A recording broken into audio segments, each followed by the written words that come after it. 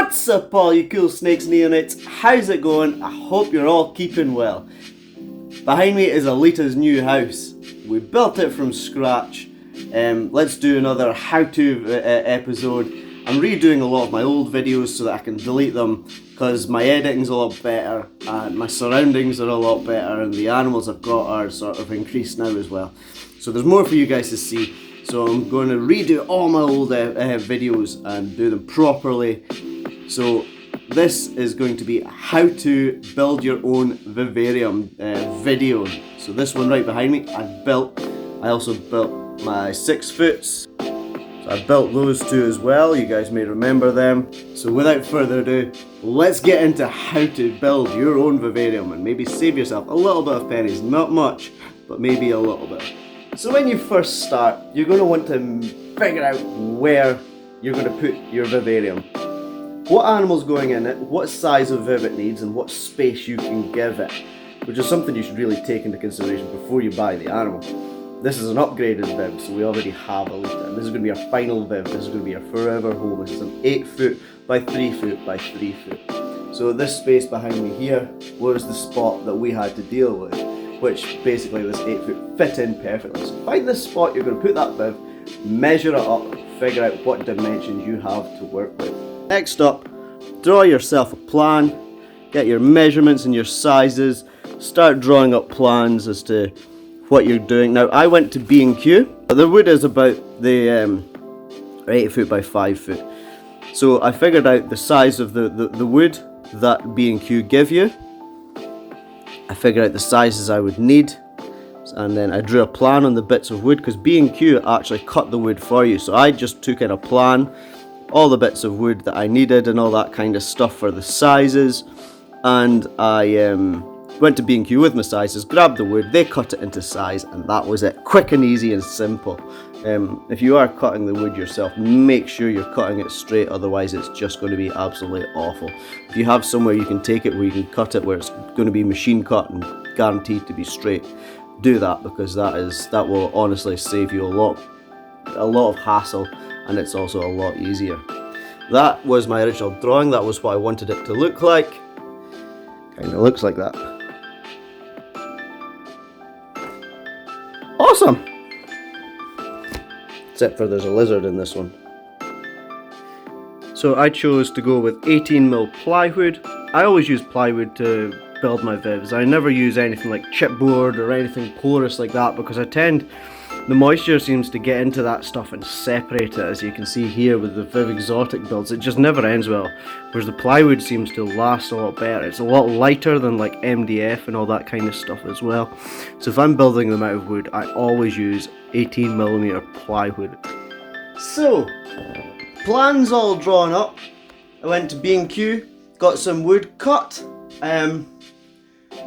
You get the wooden sheets, you take up the back and you give them the sizes and you cut them. Usually this isn't a problem, but apparently just now they're only doing 4 cuts per bit of wood, per customer. And apparently 8 cuts, I needed 8 cuts or something like that, 7 or 8 cuts I needed. And apparently any more than 4 and Rona jumps out the woodwork and mauls everyone and kills everyone. So apparently because of the Rona you're only allowed 4 cuts, but we were there anyway. I only needed 7 or 8 cuts, but the guy wouldn't do it. He was late for his donuts on his break or something like that, I think. He looked like, or he acted like he didn't really want to be there. So we have our wood here, but we're cut short. So the tops are fine, the back is going to need a cut off the side, and of course the front and sides are going to need cut up. Unfortunately, of course, when B&Q cut it, they put it on the big machine and it's all neat and perfectly straight, perfectly 90 degreed and all that. I'm going to be doing it by hand with a handsaw with a pretty blunt blade, which is not how I want to be doing it. So we're going to do this as good as possible. We're going to go outside, we're going to measure and mark up the wood, get cutting that, get drilling the holes, and then we'll get painting. So because we didn't get as many cuts as we wanted to, of course we need 2, so we're going to need 2 front sections, we're going to need 2 side sections cut. So what I'm going to do, because I'm cutting it by hand with a power saw, I'm going to take the 2 cuts for the front sections where the runners and the glass are going to go, and I'm going to take them from the outsides. So at least I know only one of the edges are going to be squint and wobbly, whereas if I take one from there and then one from there, those two sides could be skewy and wobbly. So I'm going to take it from the outside so that I can guarantee there's only going to be one iffy line and the rest is going to be 90-degree angles and right. And I'll do the same when it comes to do the sides. When I cut the sides off the other bit, I'll cut one from this side and then one from the other side of the bit of the wood, just to ensure that as much of it is as square as possible. So as you guys can see, we have drilled, cut, sanded, all the edges are off. We have a flat pack viv here now. So what we're going to do, looking nice, so what we're going to do is we're going to start painting. Now we've got black paint this time because it's going to be, the TV is going to be resting on it. So I thought it would be nice to make it black instead of varnish it. So we're using black fence paint, water based. So it should be safe as far as I'm aware, and it's going to have about a month or so to cure anyway. So by the time Alita goes in, all fumes and everything are going to be completely disappeared. So as you guys can see, I've drilled it all out, it's all ready to rock and roll, so it'll just be a case of painting it, going into the house and bolting it back together. So let's get some painting done. Remember this wood because it's not going to look like this in a couple of seconds. You can see everything is painted, everything's ready to rock, everything's ready to be bolted together. So it's too big to build outside, so we're going to take it inside and we're going to build it bit by bit. So let's get to it. So I'm a little annoyed with myself right now. As you might have noticed, I've filmed this episode over the past sort of 3-4 months maybe. And I filmed myself building the viv, sort of slot by slot, this section on, this section on, this section on. And I seem to have lost some of the footage, which is really annoying when you're doing a how to build a viv video. So yeah, I've lost the footage where it's just like attaching all the bits to make the main box section together. So I don't know what I'm going to do here. But I started building from the top down kind of thing. So I started with the top section, and then I screwed the side on, then the other side on, and then the back on, and then I flipped it over, and then put the bottom on, and then put the front sections on, and then flipped it back over again. That section is not really rocket science anyway, so because if I manage it, you guys can manage it. Because I want to make clear, as I always do, I am no woodwork expert, I am no carpenter or whatever, I am just a village idiot with a little bit of skill with his hands, and I managed to throw that together. So let's get on with building the rest of the little bits and bobs.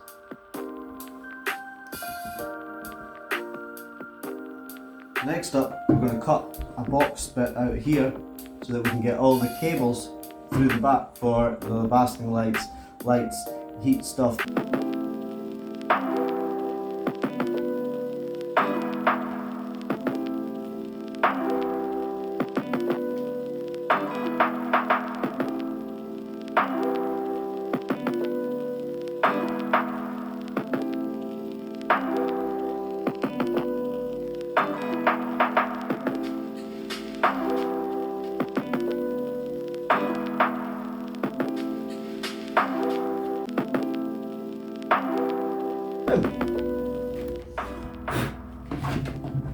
And there you have it.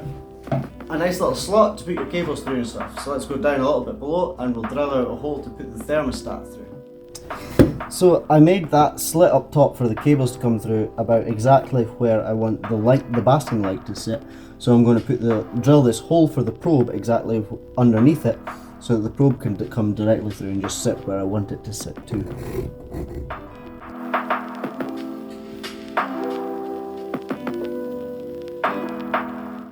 Now, I've said it before, and I'll say again, when you're screwing your viv together, make sure you have the side panels underneath the top and on top of the bottom, so that your sides are holding the weight of the vivarium up. If you take your side and bolt it, screw it into the side of there, you're a couple of screws that's holding all that weight. So always make sure. And the reason I say this is because I've seen vivs built the wrong way before. When I build a viv, anything 4 foot and over, I always put a brace here in the middle, as you can see there. That's like a 2 by 1 inch, I think. bit of wood. It's a nice big sturdy bit of wood. What that does is it stops the viv from sagging. So if there's anything on top of it, or just even over time, the wood will start to sag and bend. So that brace in the middle at the front there will just stop it from sagging. So I always recommend, if you're building 4 foot or over, put that in there, and you will thank me later, because otherwise it'll sag down, you won't be able to move the glass and things like that. It'll be absolutely awful. So, as you guys can see, the viv is built, the runners have come, and the mesh has come. So we're going to go and fit that stuff.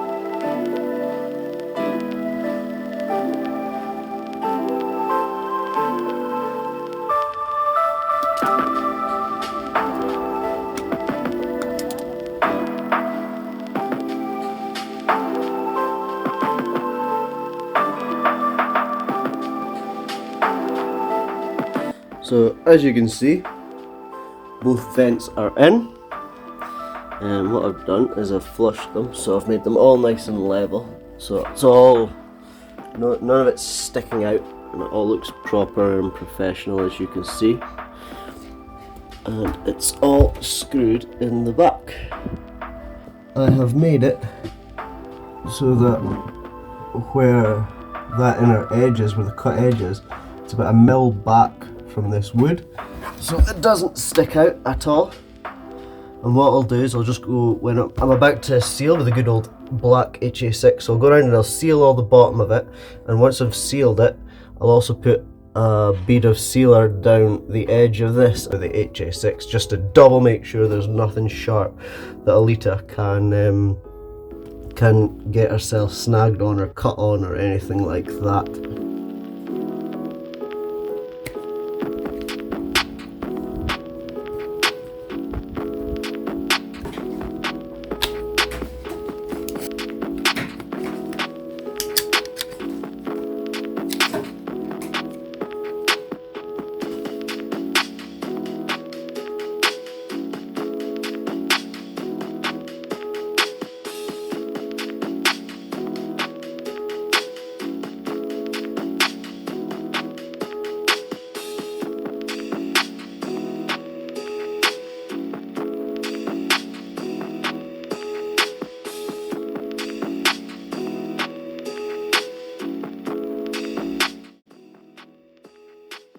So now I've got the runners, let's measure them up and cut them to fit.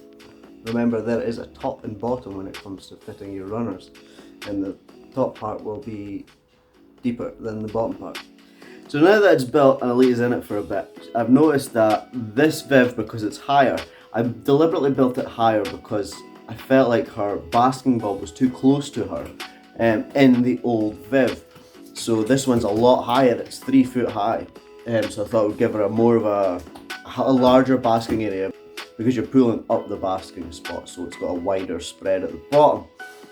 However, I regret getting the smaller runners, because as you can see right there, there's a gap. So I am going to have to buy the full 8 foot runners and close up those gaps, because there's the same in the middle as at the end, and it looks horrible, and I'd imagine it's letting a lot of heat out. Also, the vents, I think, because like I say, it's not holding heat, or doesn't seem, she's not getting up to basking temperature, so I think one of the things I might do is I'm going to take another bar of this and run it down the inside of that vent, just to close that vent off a little bit. That was always a worry of mine, that these vents were too big, but I was trying to sort of keep the glass smaller and stronger. It's 4 mil, toughened the glass, but I went for the 4 mil over the 6 mil just for a simple lightness, and it's the toughened stuff. But I think I may have to make these vents at the side a little bit smaller, just to hold the heat in a little bit better. For our girl Alita here, there's her chilling. I've put some slates underneath the basking spot just to see if they're going to reflect and hold the heat a little bit better. I've got my temperature gun, I'm keeping a close eye on them as they heat up, and we're going to see if that's going to do the trick. She's going to get a little bit more substrate in there too. That was just all the substrate I had that I put in the bottom. But yeah, so that's the afterthoughts is the runners are going to have to be bigger, and I may have to reduce the size of the vents one way or another. But other than that, super happy with the way it looks. It looks absolutely amazing. It's come out exactly as I sort of envisioned it. I didn't film me putting this stuff in because that's just generic stuff. There's the hole we cut so the cables can come through. Some people have asked me before how I hold the lamp up in the vivarium, and I simply use a bit of picture wire. That one's frayed a little bit, so I need to put a new one on there. That was from moving it. But yeah, I just use the picture wire, the wire for hanging pictures on the wall, and I screw that in at the top, like a nice tight loop, screw it in, and hang it from that. And that's how I put in my basking bulbs. The mesh is already made in there. Looking swanky though, a little shelf I put at the end there. I am going to put more in here just to keep her occupied. This was just quickly threw everything in from her old Viv in here, gave her that new shelf, but this is a lot bigger than her old Viv, so it's yeah, it looks pretty bare. Who's your sleepy girls? Who's Zeepies? Oh, hello, you little fishes. Oh, there's your sleepies. Your sleepies. Have you been trashing your Viv again? Oh yes you have, you've made a right mess in there. You are silly.